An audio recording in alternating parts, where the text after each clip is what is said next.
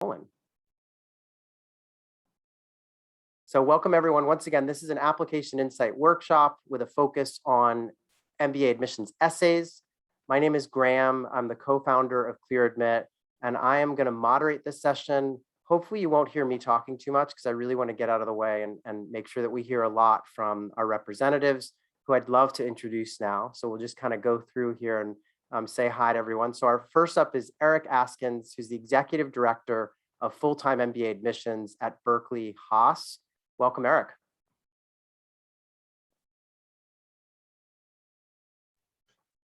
Early in the morning here, couldn't find the unmute.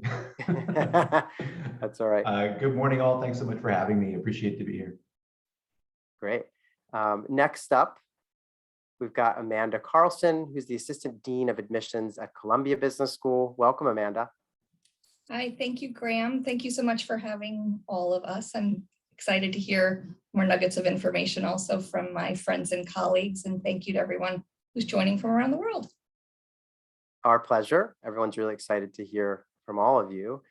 Next up, I'd like to introduce Jade Kinsman, who's an Assistant Director of Admissions at Cornell Johnson College of Business. Sorry, Jade, how are you? Good. Thank you, Graham. And thanks everyone for joining us today. I'm excited to be here and share some tips and advice for essays for the year. Excellent. Next up, we have Diana Economy, who's the Director of Full-Time MBA Admissions at Michigan Ross. Hi, Diana. Hi, Graham. Hi, friends. So wonderful to see everybody. Hope everybody's healthy and well. Excellent. And then last but not least, we have Lika Hertz, who's the Assistant Director of MBA Admissions and Student Recruitment at UNC's Kenan-Flagler School of Business. Hi, Lika. Hi, Graham. Hi, everyone. Good to see so many people from around the world today. Excellent. So what we're going to do, we're actually, we have some sort of couple of general questions to sort of kick things off. And since I feel like schools that have names in the back portion of the alphabet often get sort of penalized, we're actually going to stay with Lika and ask her, first off, when do you read the essays in an application? So in terms of like, you know, there's recommendation letters, there's maybe a data form, there are all these components. I would love to know, yeah, when do you read the essays? And then how much time do you spend in total reading somebody's application? So if you could just, walk us through that. And I'd love to hear how you do it at UNC. Sure. So I would say in the grand scheme of all the components of the application, I probably start with the resume. I think that that's a good way to contextualize an applicant's goals. And from the resume, I would then move on to the essays. So in the application review, probably second, followed by the letters of recommendation, academic performance and review that way. How much time I spend on an application. So every school is going to do this a little bit differently. I think some of it, all schools are structured a little bit differently, but typically I'm the second person to review an application. And personally, I spend probably 30 to 45 minutes on an application. That's not to say that your application only gets 30 minutes of review. There are multiple people as part of the admissions committee that are reviewing each application. You all put a lot of effort into these applications, so we put a lot of thought into our review. Excellent. That's really helpful. And I did want to, before we go to Diana, because I want to hear how you do this at Ross as well, I just wanted to remind people that each of our panelists is going to move into a private sort of breakout room at the end of this session, and you can ask them questions there. We're going to try to go without Q&A during the main portion of this session. And I did want to welcome all the latecomers that have jumped on here. So Diana, tell us how things happen at Michigan Ross. When do you read the essays in the application, and how much time do you spend on the app overall? Yeah, for sure. Well, I also take a look at the resume first, right? Kind of get a bit of an overview of who you are as a candidate. I might take a look at some of the data form, some of those things that you're filling out to give us some background details. But then the essays is the very first thing, after all of those pieces. After I've got kind of a baseline overview, we'll go right into the essays. We'll take a look and absorb some of the things that you're telling us about you to really start to get the color commentary on who you are, right? The things that you want to tell us, what maybe makes you stand out through the lens of those essays. So certainly enjoy reading those essays, and it's a nice complement to, as I mentioned, the resume and the data form. In each app, I probably spend about 25 to 30 minutes. And similarly, right, it's not the only amount of time your app is being read, but that's the amount of time that I'm taking to really absorb all of the information that you've taken and offered to us, put an analysis and summary together of next steps for your candidacy. Terrific. I think you're making a point that I just wanted to underline for a second, which is that, we're talking about how much time you spend reading. That's not the total time that someone's file is going to be reviewed, because I think, I don't want to make a blanket statement, but I'm going to go out on a limb and suggest that in all of your cases, more than one person will read a file. So for candidates who are like pouring hours and hours of time into their applications, fear not. If someone's saying they spend 20 or 30 minutes, that's just one of the several reads that your file is likely to get. But let's move on and hear from Jade about how you do it at Cornell. So when do you read the essays, and how much time are you spending on a read? Yeah, so I would say I don't know the rest of my team, we may all do a slightly different, but for me, I typically read, review the personal information first, then educational information, and then I get into resume, and after that is when I review the essays myself. So that's done more towards the middle to end of application review, and it just I don't know, it's like Lika said, everyone kind of does it differently, but that's the way that I do it. Some team members actually do the same as Diana, look at the resume first, then essays, but what's nice is we're able to skip around and kind of review the application the way that we feel is the best way to review and helpful for us. Total time I spend is typically about 25 to 30 minutes.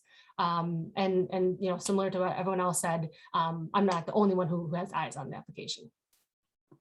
Okay, excellent. Yeah, makes sense. And I think I did want to also mention that I don't think that I've come across a school where there's some like required way. So you're making a really good point that, every team member on the admissions staff is different and may have, their own quirks and ways that they look at this. Although I recognize that we are hearing a little bit of a pattern where essays maybe come after people have some basic info about the candidacy. But let's hear from Amanda. How does it happen at CBS? Yeah, so I think not only, Graham, is the important point you just mentioned, not only does each and every team member have a different, perhaps, way of reviewing each file, but each individual has a different role in reviewing each file. So like I think I've heard many of the schools say already, we have 2 to 3 people review each application. I don't tend to spend as much time on files. So I'm not spending 30 to 45 minutes on each file, because my role in the review process is to be either the second and or the third reader. The decision certainly is never going to be made in a vacuum, because we do have multiple sets of eyes on each file. But a first reader or second reader would spend more likely 30 to 40 minutes on each file. And then the further kind of down in the process one goes, there is a little bit less time that is spent kind of eliciting some of that information. Likewise, I think in terms of how people read, I think it was Jade who said that she reads a lot of kind of that personal information first, looking at the data points, and then moves on to a resume and then the essays. I think that's what I tend to do as well when reviewing a file. But of course, doing the final read as part of the committee, I'm also probably looking a little bit more closely at the interview and the recommendations later on in the process. Great. Yeah, that's really helpful. Eric, you've been super patient. I know I did not tell you in advance that we were going to go in reverse alphabetical order, but thanks for waiting. You guys are always at the front of the line, probably with Berkeley. So you want to walk us through how you all do this? Sure, thanks, Graham. And everyone took all the good answers, so I'll have to come up with a new one. No, but just like everyone else has said, when it comes to our reviews here at Berkeley Haas, we do not have a consistent structured way in which everyone must review or a particular order. For me, when I do get into files and I am doing a review, one of the most important things for me is to understand the journey. And so myself and many of my colleagues, what we'll do is we'll get a sense of what we're looking for from those essays, the motivations, the drivers, the future goals. That gives a narrative arc for who you are as an individual. And then we'll go back in and we'll take these evidence and data points. We'll think of those as the scaffolding underneath that narrative arc, whether it be, well, now what is it? What do your competencies say in terms of your academic indicators? What does your professional journey look like? How does that relate to the story that you've already told? And so we find that in some cases we are reading an essay, looking at the evidence, and then maybe coming back to the essay to kind of confirm the journey that we've picked up. And typically the time it takes us to read a file is about 30 to 45 minutes for somebody who's doing the work in my role, which is typically a second or further down the road reader. Our first readers may take even more time, but they're also required to complete some deeper dives on comparisons around academic indicators and professional journeys across our pool. Okay, yeah, that makes sense. And I think what we'll do is we'll stay with you, Eric, as we move into the next phase of our questioning. And so basically what I would like for you to do is pick one of your essays, introduce it to our attendees here, and talk about how your team came up with this question, maybe how it reflects on your program's values, and what an applicant's response might tell you about them, and you know, like, where does this essay fit into the evaluation process, and obviously if you have any advice for people setting out to write the essay that you're going to share, that would be really welcome as well. Thanks, Graham. So what I'd love to do is talk about our essay 2, which we define as our leadership essay. And the reason why I choose this one is because it's fairly complicated. You'll find that there's a sentence there that's not even a question, but in fact a statement, and it's a value statement. And that value statement is exactly around what we believe here at Berkeley Haas, which is that leadership is changing, it's evolving. It's continued to evolve to focus on things like inclusive leaders, on leaders with a mindset towards sustainability, on leaders who focus on innovation. And so we recognize that as leadership evolves and changes, individuals who come into our program are also thinking about evolving leadership. And while we want to know specifically what drives somebody and what they hope to develop, what they hope to become as a successful leader, we know that that definition is not the same for everyone. And so it's in fact a two-part question. And the first part is, give us a value, this is your value statement. What do you believe a successful leader is? We know that the leadership is changing, is evolving. What's the goal? What are you heading towards? Because we want to understand a little bit more about how you, the individual who's completing our application, think about leadership before we ask you, and now tell us how you're getting out there. Now, the second piece of that, that's an opportunity for students to tell us, or applicants rather, to tell us a little bit about their journey. I've given you evidence throughout this application about my strength areas. Let me tie it together. Let me tell you, this is what I think I have as a leader. These are the pieces, these are leadership attributes that exist within my profile, whether they be intellectual curiosity or empathy, whether they be hard supervisory skills that I've already completed in my journey. This is your opportunity to tell us those pieces and then to identify the gap. And this is the piece that I need to fill in order to reach the future goal that I've established throughout this application. And that piece could be an opportunity for you to underscore what about our program meets your goals, meets your needs. But you can also take the same opportunity to highlight, and this is a growth area for everyone. This is a space where we all need to grow and get better. An obvious one here is understanding how to lead in distributed teams as the world has moved to virtual, remote, and global. And this is an opportunity for somebody to give us a little bit of that as well. Now, those are a lot of different pieces to serve in one essay. And so, Graham, to the point that you asked about guidance, how we might guide somebody to complete an essay like this, I would encourage people to start with that definition of what a successful leader is. It could be a simple one-sentence definition. It could have some context to it. It could be mapped to the journey of someone that they already know, someone that they consider a successful leader. Give us a sense of where you're headed, and then tell us how you got from here to there. It's just, I don't want to make it as simple as that because that's pretty tall order, but it gives us an opportunity to get to understand your thought process, synthesize some of the different components of your application in the framework of leadership, and gives us a real understanding of how we might place you in the context of other candidates in our program, and how you might show up as a student here, and how you might achieve your future goals. Okay, yeah, and I mean, I think there's a lot of really good advice in there, and I know, I mean, it's just so I just personally think it's awesome to be able to talk to the very individuals who've like crafted these essays and are reading them, and to hear how you all are framing them. And so it's super helpful, especially that idea of like, oh, in thinking about ways I need to develop, maybe I should think about like, what does Haas have on offer that might help me fill some of those gaps. That seems like great advice. I want to ask you a question, and I've asked you this before, but I hope you'll humor me and answer again, because I know that the folks here today probably were not around last time when we chatted about this. But I want to know about this first essay question. I love this question, but I also I just would like to know like a little bit about like where it comes from, but also to what extent do candidates mean professional versus personal in this? And I know there's probably no right answer, but it's just something that I always think about when I see this question. So Graham, I'm happy to answer that as well. When it comes to what we're looking for in this essay prompt, it can be sometimes I'll give it the example that I tried out a lot for this one. Many people want to tell us what makes them feel alive, and they'll use an example like skydiving or running on the beach. And they're afraid that if they tell us about running on the beach, it's not professional enough, or 100 other people are going to be runners and are going to have a similar story. What makes me feel alive?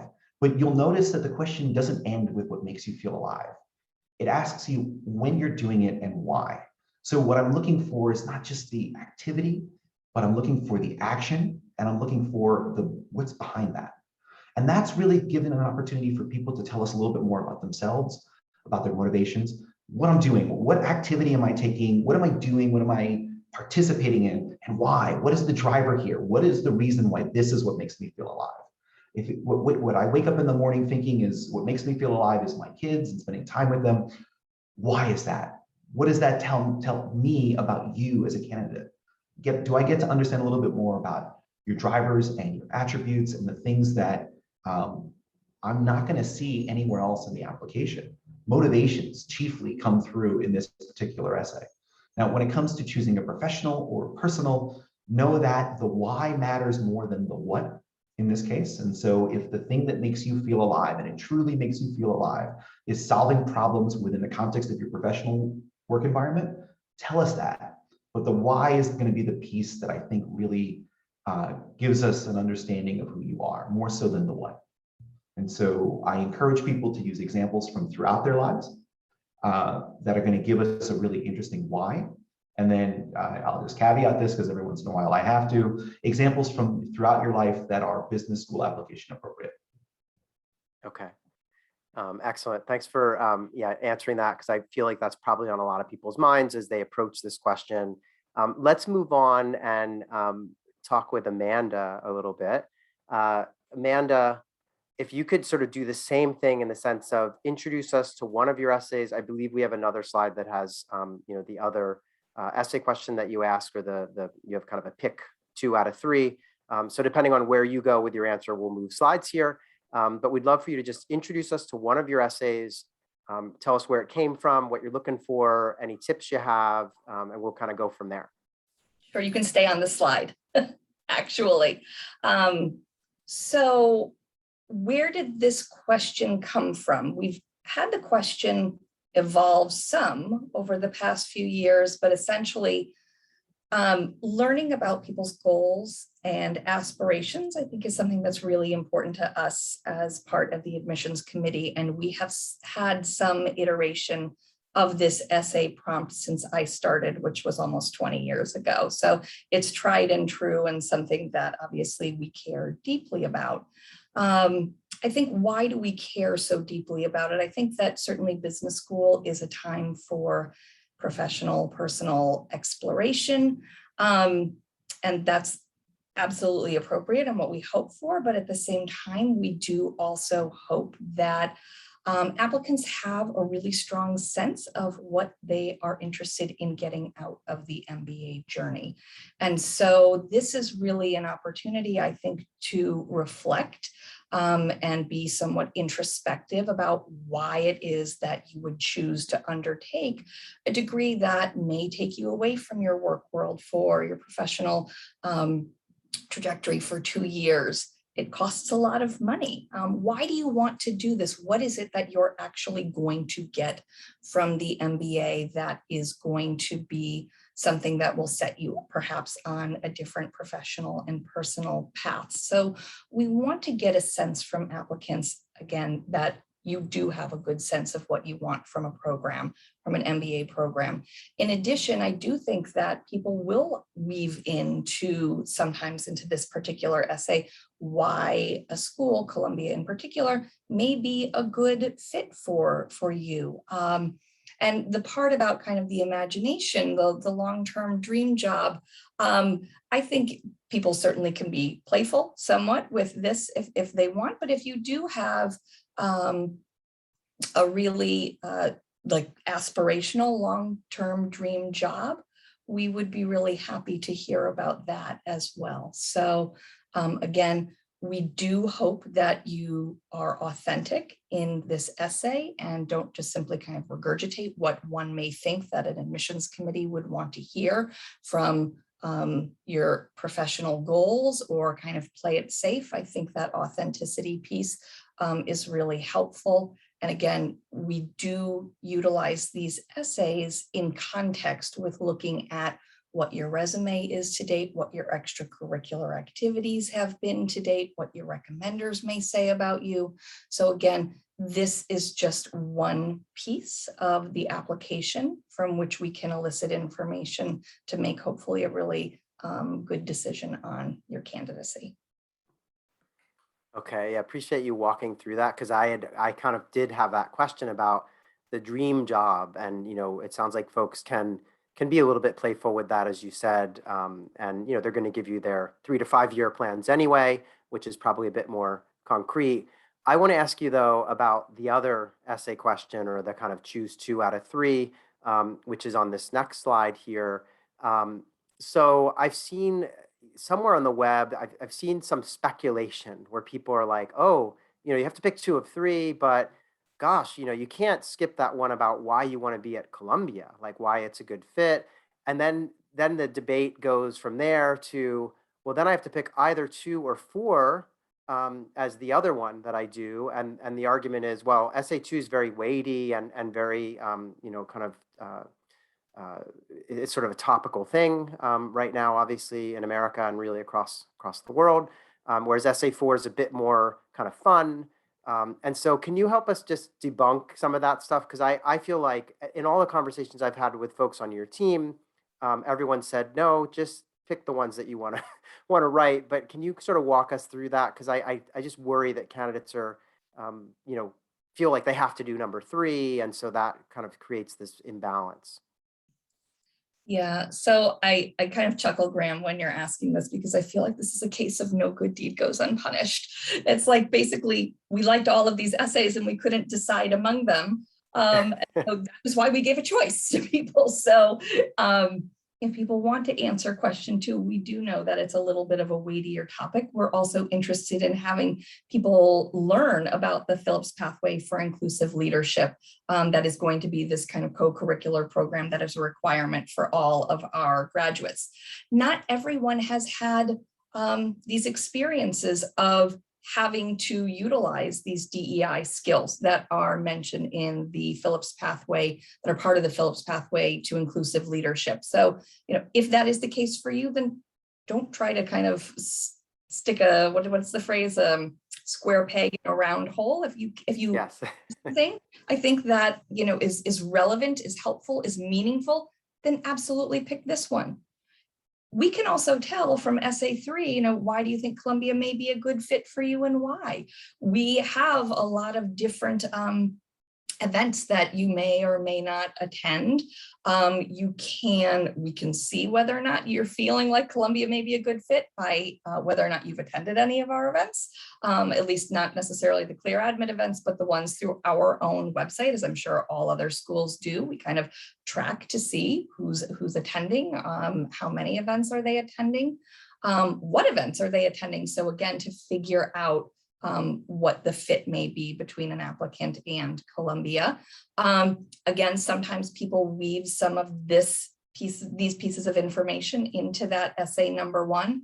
And of course, that last essay option, it was something that we really enjoyed. I think it was a year or two ago when we first implemented the question. And I think, again, Eric talked about the question that Berkeley asks. And again, the answer isn't as much as important as the why of it. So why does this book, movie, song resonate with you? So that why piece is really what we're most interested in. So I'm going to kind of come back to where I started. The reason that we ask them is we would be delighted no matter which you choose. There is no magic answer. There's no secret formula. Whichever you think candidly is the most meaningful to you, or is the easier of the two of the three to answer, then go right ahead.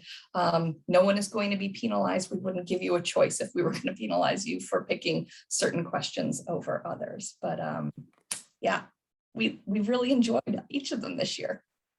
Okay, yeah, and I appreciate you helping to kind of, debunk that, just because I feel like people sometimes overthink this stuff. So that's great to hear. So it sounds like, just write the two that you're interested in answering, and the committee will do their work in helping to determine, whether you're a good fit and all that stuff. So excellent. Let's move on and hear from Jade. Jade, introduce us to one of your essays. I guess, actually, I think this might be the one, right? You just have the one. I can't remember now off the top of my head, because you have some short answers in the application form about goals and such. But in any event, introduce us to one aspect of the written application, and take us through it, how you guys came up with the question, all the stuff we've been talking about here. Yeah, sure. Thanks, Graham. So so the essay that I'll be highlighting is our impact essay.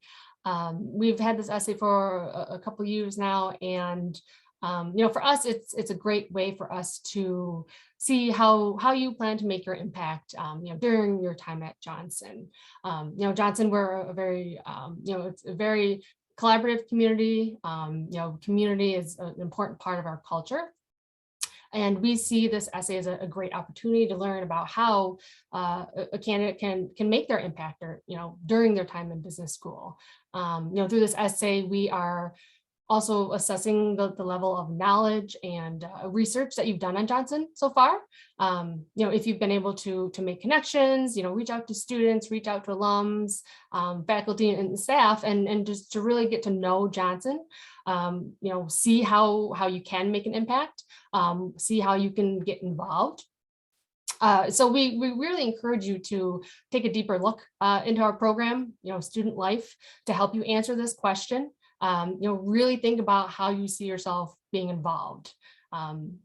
Students and alums are very active at Johnson, so we are looking to enroll candidates who want to be a part of our community, who want to be, I guess I would say you might hear this often in your research on Johnson, but students have a very pay it forward mentality, and so we are looking for candidates who want to be engaged, who want to be a mentor, be a collaborator, be a leader.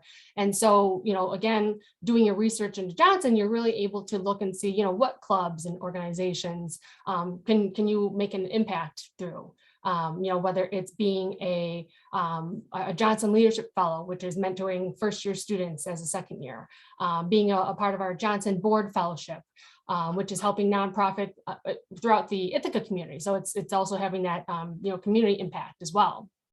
So there's lots of different ways to get involved at Johnson. And again, we're looking to see if you have done your research, done your outreach to learn about the program and really see how you see yourself being a part of Johnson. And also another part of that is also, seeing if you're a good fit at Johnson. Do you see yourself being at Johnson? And also we're, reading this essay and seeing, do we see you as a good fit at Johnson? Do we see someone who's going to be that, student leader or club leader, or someone who's going to be helping their classmates? I would say at Johnson, it's not a cutthroat environment. So, we want to see those candidates who are going to be collaborative and, want to help each other out. I would say, there's many ways to reach out to the community. We have many different, websites where you can search for students, search for alums. And again, we do encourage you to do that because that's the way that you're able to really get to know the community. We encourage you to ask your questions, attend different events. These are all great ways to do that and to really write a great essay.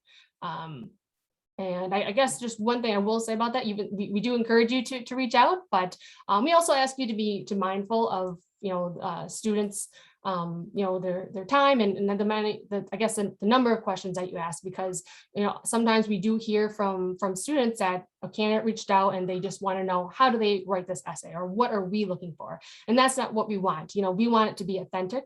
I know other schools have said it as well, but we want to see your authentic self through these essays.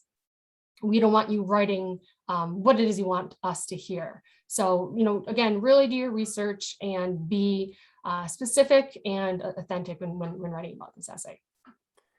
Excellent. Yeah, I think that's great advice. And I feel like you're underlining that, we encourage you to engage with our students, alumni, and faculty. So hint, everyone, if you're applying to Cornell, do some of that, because that's the only way you're going to be able to learn about the community in terms of the depth that you might want to put together a terrific essay. I want to ask you, Jade, about the application data form where you have this like fill in the blank. It's basically fill in the blank with respect to your kind of role, company, and industry, sort of like short answers with respect to kind of one's career plan. And I would just love to know, like, where does that come from? Was like the career services office in on that or something, or like where is that coming from? Because it's a little unique. Like some schools just say, oh, just tell us about your goals. You guys are getting very kind of granular in the way that you do it. So I was just curious where that comes from. Yes, so we used to have a blanket goals essay where we just asked, what are your short-term and long-term goals, and to tell us about those. But sometimes we're finding that you kind of had to like really dig in there and see what is it they actually wanted to do. So with these short statements, it's clear, it's more concise. It gives us an exact understanding of what it is that they want to do, which it makes easier for us. But then we also have that goal statement for candidates to be able to elaborate a little bit more. Because with it being short, if someone's making a big pivot, well, then we're wondering why are they making this big pivot? And that goal statement can be a way for them to further explain, where this may come from, whether it was personal or, whatever it may be, or just, their dream that they've been wanting to do and they're finally pursuing it. So, again, it's clear, concise, but then also the statement can be a way to elaborate a little bit more. Got it. Yeah, thanks for shedding some light on that. Very useful. Let's move along and hear from Diana. Diana, we've done one of these events before, so I probably don't need to go through everything here, but just, take us through one of your essay questions and give us some insights. Excellent. Thanks, Graham. So I'm going to talk a little bit about our short answer essay questions, this group 1, group 2, where you're going to choose one from each section. And to start with, I want to share briefly a little bit about Michigan Ross, because that speaks to why we have these essay questions. And that is, if you learn best by doing, this is the place to be, right? Where possible, we're going to try to get you into hands-on learning situations and allow you to practice those skills while you're in school. Now, that doesn't mean everything hands-on learning. We have case method and other methodologies through which you're going to take your courses, but you're going to be in situations that are going to be new and unfamiliar, where you're going to be pushing yourself into new situations and trying new skills that might be outside of your comfort zone, where potentially you might fail, learn from those mistakes, build and be better going forward. And of course, you're going to have classmates who are also going to be pushing themselves in different ways, and they're going to be looking to you to support them. And so you'll see some of the themes that come out in these short answer essays, right? I want people to know that I made a difference when I, out of my comfort zone, I was humbled when. You can get to some of those themes. Now, some of the questions that we get about this, a few things. One, it is okay to use personal anecdotes in these questions. We have a lot of opportunity to understand who you are professionally, but it is okay to choose personal instances here. You don't have to, but this could be an opportunity for you to share something important that you want to let the admissions committee know. We also get, well, are there certain traits, like specific traits that you're looking for? The reality is in an MBA program, there aren't just like 2 or 3 traits that everybody needs to have, right? On some level, there's 10 or 15 different things that could make who you are as an MBA candidate, and people are coming with different quantities of those, right? So you're looking at these, trying to figure out what makes you differentiated, what's salient for you.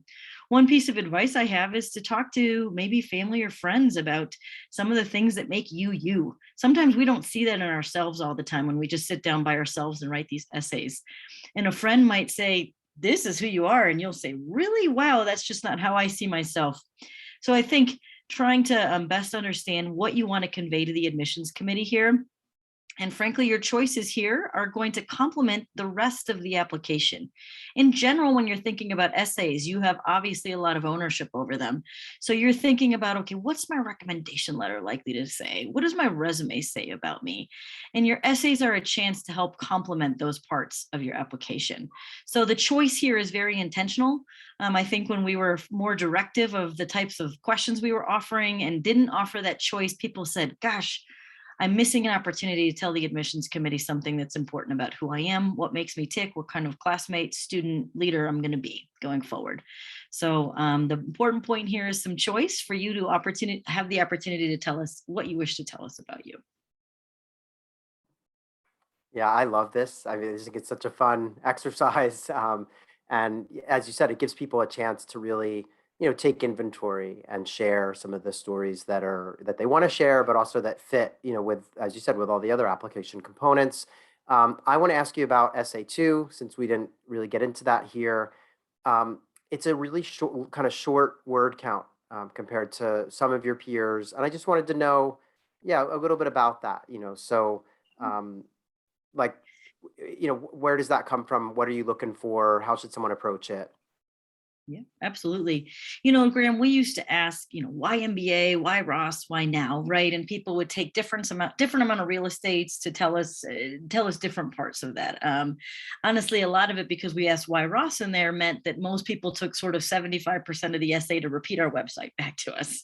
And while in a lot of instances it might be authentic, it was difficult to ascertain, and it didn't help us learn as much about who you've been and where you want to go. And so we've honed in a little bit more on the short-term goal. And I'll add a little bit more context to that, because as you guys are sitting on the other end of this, we're here on campuses just a few weeks into September. And we have students who have done really months worth of preparation in thinking further about what their career goals are, what path they're going to take, where they're going to be interviewing for their internship. Where do you want to start this journey? What makes most sense for you? And so the reason for the short-term career goal is also because career recruiting happens really quickly. Like, I can't tell you how many companies are on campus this week across all different spectrums. And really, time is the premium in business school, right? So you can't conceivably go to every potential path. You really need to begin to focus. And we are going to work with you on that, as all schools will, prior to you starting your MBA and then through orientation and into the first part of your journey. But really taking some thoughtful time now to say, where do I want to start, right? Why am I looking to get my MBA? What's next for me? And there are a couple ways that you can inform your answer here. One, talking to student ambassadors. On our site in particular, you can filter by their career interests or the clubs that they're in, and you can learn a little bit more about the path that they've taken. We also have on our events page 10 or 15 webinars where we spend an entire hour on why Ross for healthcare, marketing, venture capital, private equity, data and analytics, tech, you name it. Okay, so there's a lot of resources that you have to sort of further understand which path makes the most sense for you. The reason that it's short is because we're just looking for your short-term career goal. This is not a trick. You do not need to incorporate why Ross in there unless maybe there's some small thing that you want to mention because it's very salient to your path. But we're not expecting to see that, nor are we expecting to see your long-term career goal. And again, occasionally people will put, I want to list at least what my long-term career goal is because it makes my short-term career goal pop that much more. It makes more sense as to why I'm doing that. So as long as you've answered the short-term part accurately, thoughtfully, thoroughly, then it's okay to incorporate those, but just so we are not looking for those, because 200 words is indeed pretty short. So focusing on your short-term career goal is just fine. Okay. Yeah, thanks for, a lot of really good insights there. For those of you looking at Ross, that's a great way to tackle that. And I appreciate you helping us to understand like where you want people to go with it. Okay, so let's move on. Lika, you've been really patient now that we're coming the other way here, going through the alphabet. Lika, can you take us through one of your questions? We have 2 slides because you have another question that's on the next slide. So just let us know which one you want to talk about. Tell us where it came from, what you guys are looking for as you read it, and any advice you have. Sure. So I'm going to talk about essay 2 on the next slide because I think it's a little unique. Essay 2 for us is a sort of a 3-part question because we are really interested in learning more about you. So this essay asks how you approach differences with others, how you want to contribute to the Carolina community, Kenan-Flagler, how you envision your leadership skills and how they might grow while you are an MBA student. And we really spent a lot of time this summer asking ourselves, what do we want to know about candidates that we're not getting in other places in the application? And, what are the motivations in pursuing an MBA at Kenan-Flagler specifically? And so this question, I think, also touches on our values. So we have these 6 core values at Kenan-Flagler, and inclusion is a core value. We're committed to creating an inclusive environment where diversity is celebrated amongst our students. And community is also huge here. There's this idea of the Carolina way that defines the type of student that we're looking for, which I would classify as a collaborative leader who is looking to leave their legacy, or colloquially, we would call it a heel print for the Tar Heels at UNC. And so I think that's kind of the motivation behind the question and why we decided to ask it. The question itself is meant to be self-reflective.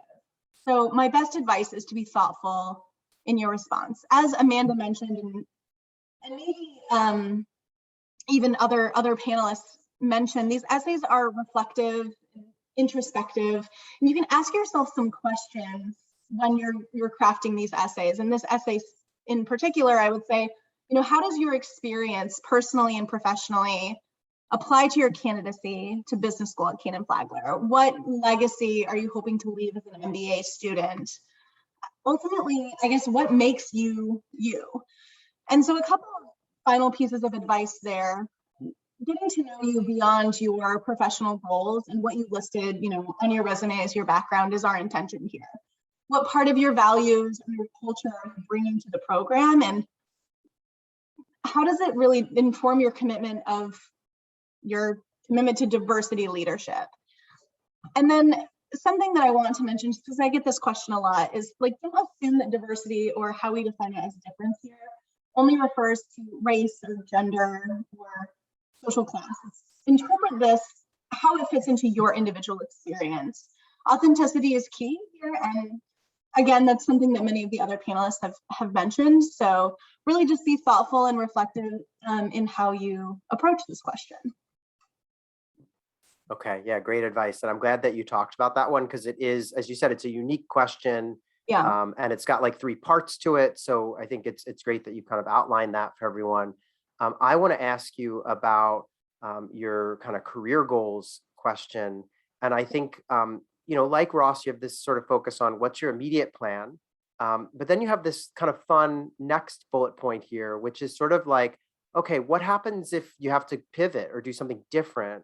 And again, I just kind of wondered, where did that come from? And I guess I also wonder, like, how much leeway does a candidate have? Like, the thing that I'm thinking of is if someone says like, oh, I really want to do strategy consulting, and they have to come up with a backup, like, is it possible that they might pivot too far in some sort of completely different direction? And then you as an admissions committee would be like, wait a second, that doesn't make any sense. Or like, what are you guys looking for here? Is it meant to be sort of just an iterative step from the goal that they initially announced, or what kind of leeway do they have?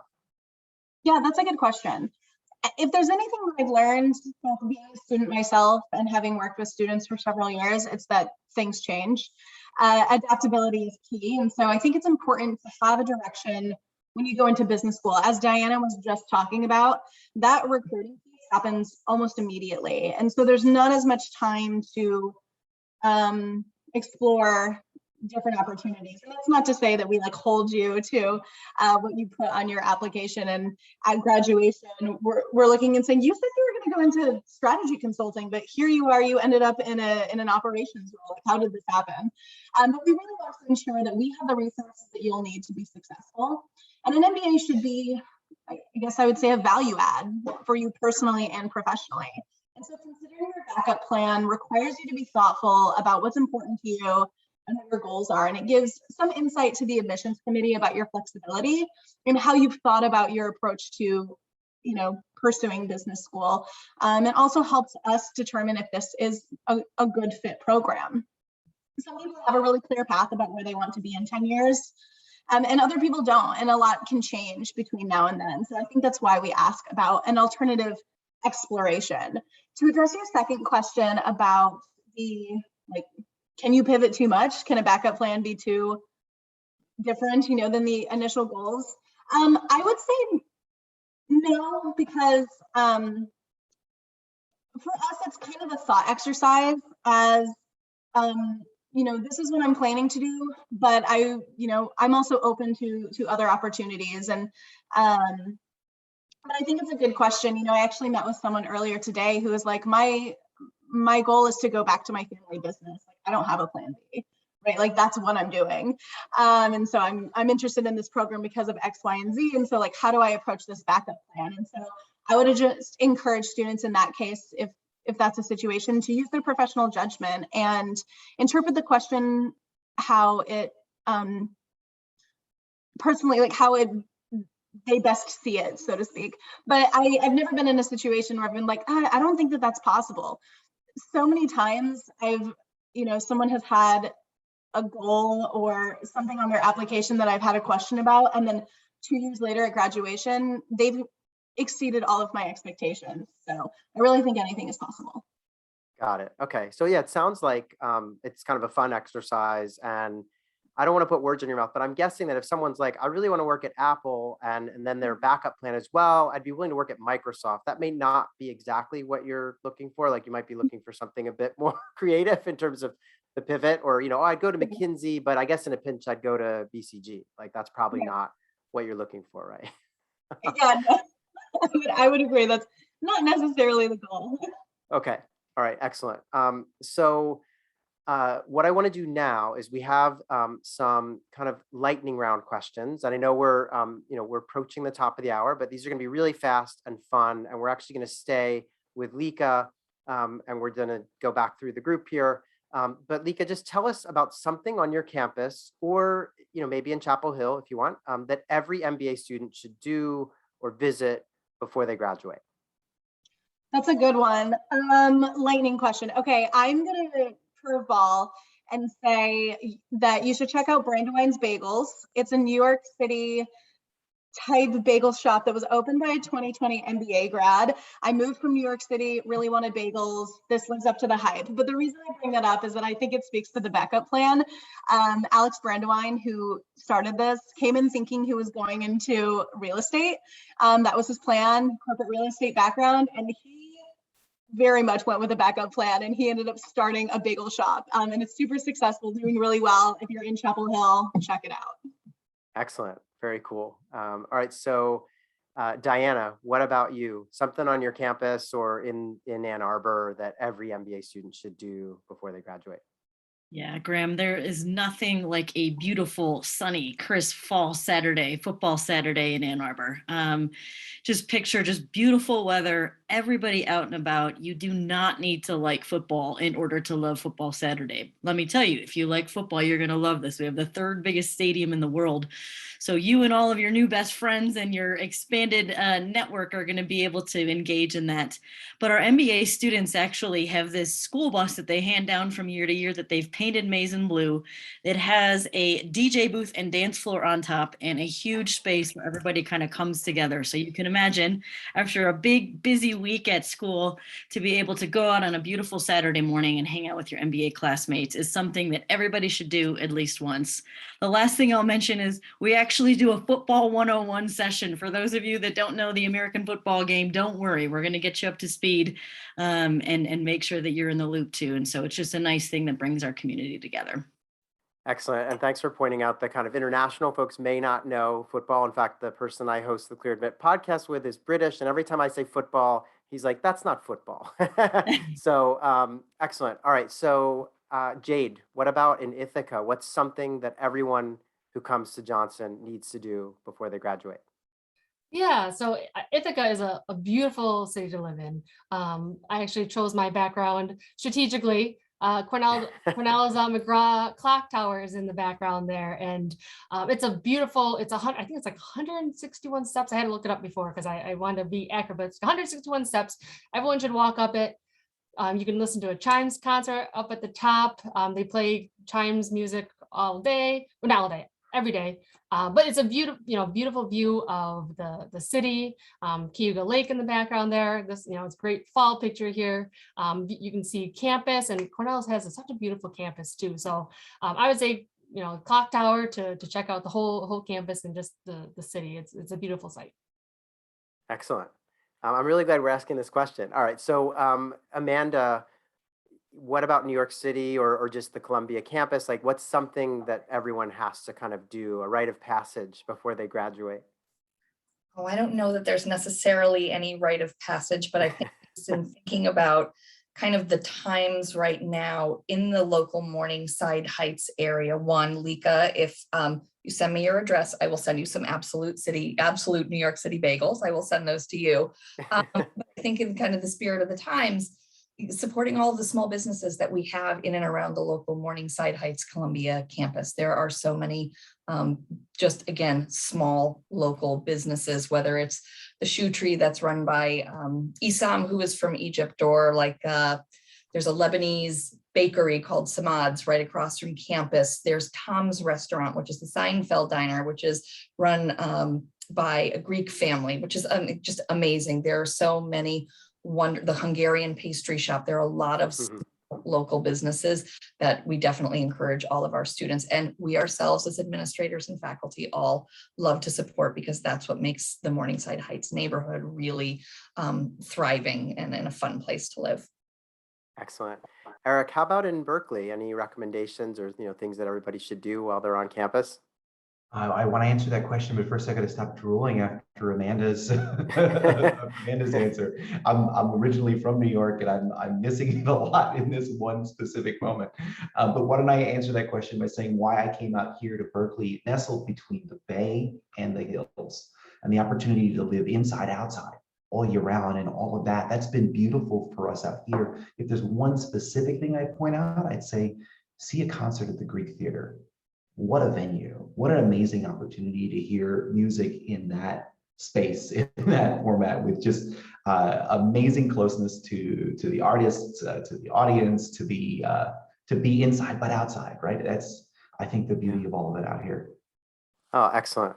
I thought you were going to say Amoeba Music, which is one of my favorite record stores in Berkeley. All right, so let's stay with you, Eric, for the second lightning round question, and we'll try to be speedy here. We just have 2 more questions, and then we're going to let our panelists set up their breakout rooms and get everyone the links to join them there. Just give me one piece of advice, non-essay advice, for everyone that's interested in applying to your program. Absolutely. So the one thing that I will tell people is when you think about preparing for the entire application, people are going to ask you to be reflective before you get started. But I think that there's another step there, which is to be a curator, to recognize that there's so much that we all hold. We hold many identities, many goals. Many of us have a broad array of things that we want to accomplish. But curate your story, get down to the clearest narrative. Now, that doesn't necessarily mean the elevator pitch, right? We're not asking for the 1 or 2 sentences, but we want to know a sense of who you are as an individual. And then that curated story should appear in the resume, in the application documentation itself, as well as across the essays, because this gives us a consistent narrative and an understanding of you as the individual. Got it. Great advice. Amanda, how about you? One piece of non-essay advice for Columbia applicants. Yeah, you're already doing it. This is the advice I would give to the people that aren't attending these sessions: is attend as many sessions as you can. As I said earlier in kind of the introductory piece, is you get so many different nuggets of information by attending these types of sessions.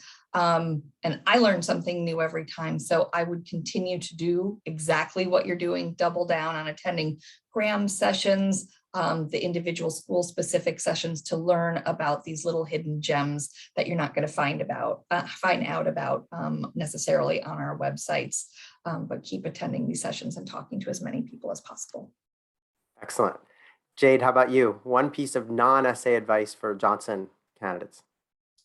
Amanda took mine, but I definitely agree with that. But I also would say just to take your time when filling out your application, when writing your essays, be thorough. Make sure that everything is accurate. Make sure that you have this is kind of essay, but write school in your essay. But I would say just short and sweet, take your time and be thorough. Got it. All right. Diana, one piece of non-essay advice for Ross applicants. Yeah, Graham, I think when we think about the application, you think about like the actual application itself, but obviously so much work goes in before you even ever open up that application. And one thing I would tell you is that we have, a few hundred student ambassadors that you can filter by their backgrounds, their interests, the clubs that they're in, and more. And so one piece of advice I have is really starting to assess fit, right? Don't just kind of throw applications out there to a bunch of schools. Apply to the schools where you're like, I could see myself here, right? And that whole notion of I could see myself here happens before you open up the application. I think you can take a look at the essays to start to get to know some of the character of a school. But I think talking to student ambassadors is going to be really important. And, it doesn't have to be a ton, right? Find somebody who matches different parts of your identity that are going to be important to you through this application process or through your selection process.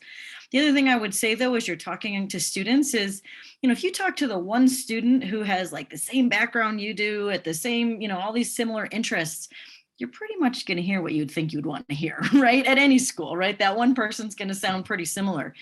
But what you're listening for as you talk to maybe the second person or the third person is there consistency with the way that they're reflecting on that experience? I'm not saying they're talking about it in exactly the same way, but just some of the energy with which they're articulating the experience or how they're reflecting on it.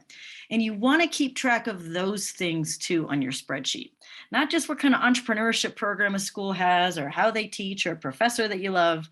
You really want to write down who you're talking to. Are you energized by that conversation? Are you not? Would you like to have another conversation with somebody at that school? These are going to be the early indicators for fit.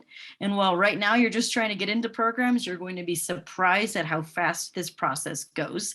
And hopefully you have choices, right? So keeping track of what's important to you throughout this and really listening for that fit throughout is going to be important. And I think student ambassadors play an important role there.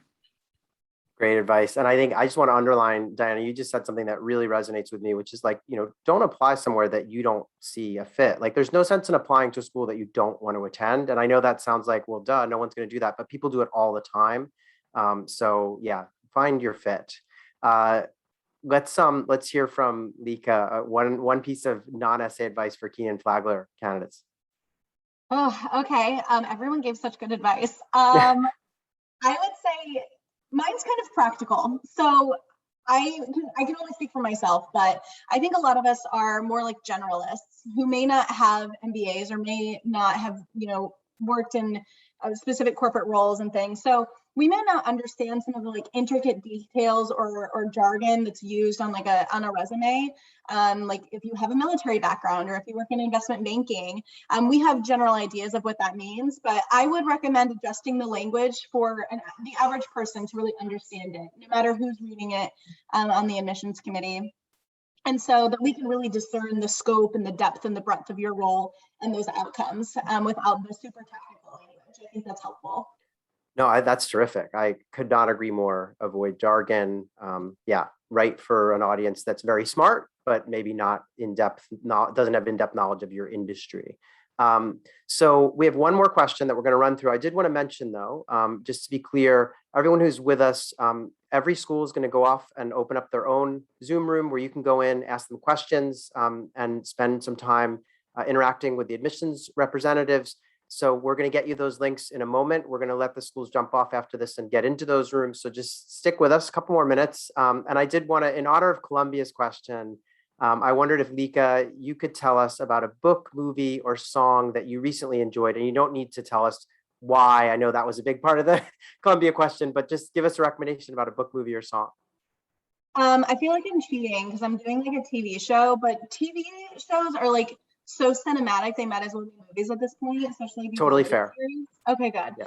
I'm Mayor of Easttown. It was an HBO Max show, and I think Kate Winslet really nailed the accent. She's a British actress who I think did that Pennsylvania, like Philadelphia suburbs accent really well, and it was a thrilling show. Okay, excellent. All right, Diana, any recommendations in the book, TV, movie, or music domain? Yeah, Graham, I'll tell you what, I'm in Boulder, Colorado right now for a little bit of like kind of work remotely, be out in the mountains, that kind of thing. And I am like really like yearning to do one of these long distance hikes that I have zero time for. So I would tell you that like in spirit, right, I could tell you, Wild or Walk in the Woods or any of those books, but just there's something that's just so magical to me about leaving everything behind, going on a hike for a couple months. It's not happening anytime soon, but if any of you have done it, want to give me tips, I'm here for it. Excellent. Jade, how about you? Anything you want to recommend? So I have 2 toddlers and I don't read or have time for movies. So mine's it needs a little explanation. When I was thinking about what I recently enjoyed is Frozen, because that's what my kids love. And that's what we do for family time, just to relax and, hang out together. So that's why it's, a recent favorite, because it's, spending time with the family and I like it. Classic. Yeah, it's a classic.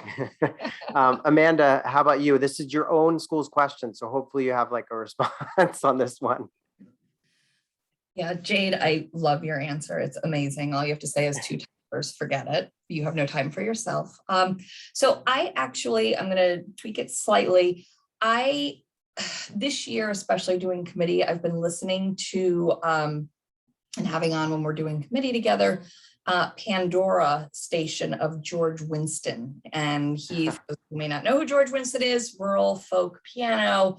I'm going to give you the why. It's because it's very therapeutic. It's relaxing. It can basically help to calm everything else, all the other noises that are going on in the world. And especially when we want to be paying so much respect to your applications as the time, effort, energy, sweat and tears that you've put into these. We want to do that as well. And I want to make sure that I'm not hangry, letting something bother me from outside. So I listen to George Winston on Pandora to help kind of keep me centered and calm.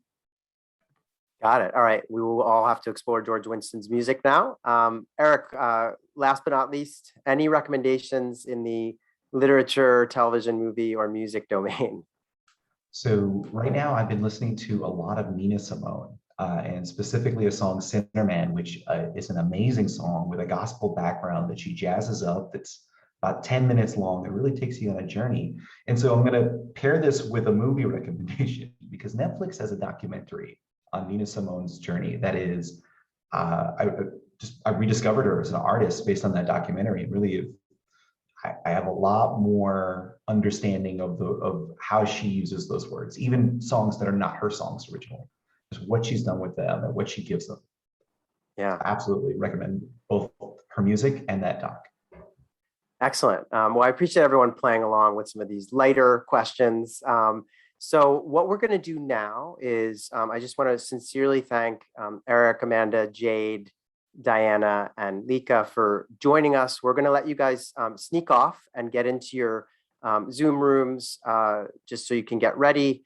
I'm going to hang out for a couple minutes with our attendees while you guys do that, and then we'll get our attendees the links in a moment here. But thank you all so much for making the time to join us today. I just have learned a ton doing this, and it's been a pleasure getting to hear all your thoughts.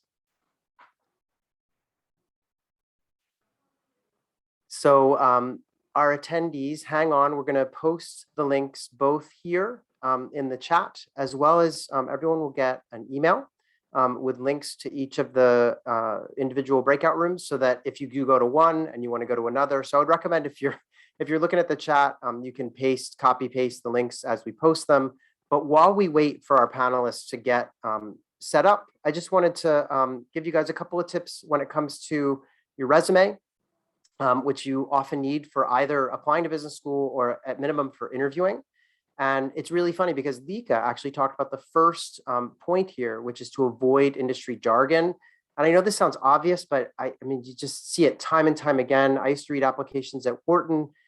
People just, they're so deep down in their industry and in their day-to-day work that they forget that they're using a lot of kind of industry jargon or terms that may be lost on the average reader. And let me tell you, the folks reading your files, they're all super smart. They're working in higher ed.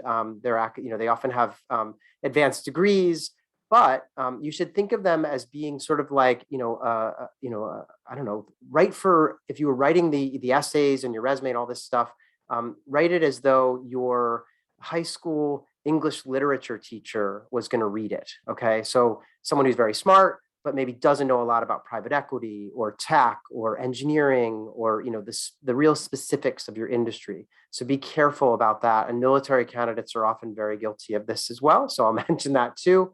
The next tip that I have for you all when it comes to your resume is quantify your accomplishments to help the reader appreciate their significance. So if you doubled revenue for your company or saved the company a big chunk of money, make sure that that's all very clear.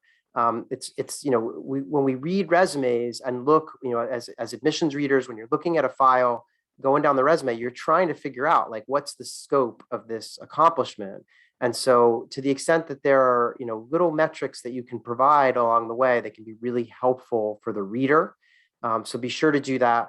And then the last tip we have here when it comes to kind of resume preparation is to use action verbs to underscore your versatility and impact. And by action verbs, we mean, each bullet point on the resume should start with an action verb like led, directed, managed, whatever. I mean, we have actually in Clearvent's resume guide, there's a list of, 100 different verbs that one could use, but you really want to, just demonstrate that you're kind of taking action in these bullet points, in the stories that you're sharing via the resume bullet points.